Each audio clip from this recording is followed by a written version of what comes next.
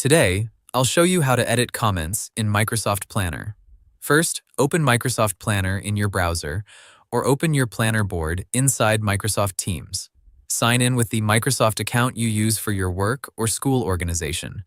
Now open the plan that contains the task with the comment you want to edit. Click on the task card to open the task details. Scroll down until you find the comments section. Here, you can read the comments that were already added to the task.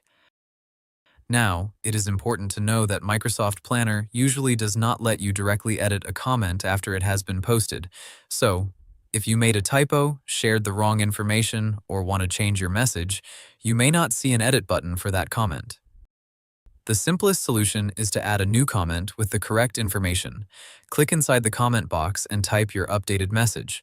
For example, you can write, "Correction," then explain the correct details. After that, post the new comment. This helps your team see the updated information clearly. If the old comment is confusing, check if you have an option to delete it. Depending on your permissions and the version of Planner, you may see a delete option near your own comment. If the delete option is available, remove the incorrect comment, then post the corrected version. If you do not see a delete option, leave the original comment and add a clear correction below it. You can also update the task description if the information is important. Open the task details and edit the notes or description section. This is useful for details that should stay easy to find instead of being hidden inside the comment history.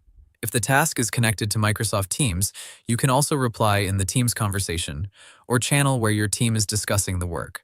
So, to keep it simple, open the task, go to comments, and check if delete is available. If editing is not available, post a new corrected comment or update the task description with the right information. And that's how you edit comments in Microsoft Planner. Hope the tutorial was helpful. Subscribe to my channel and see you in the next video.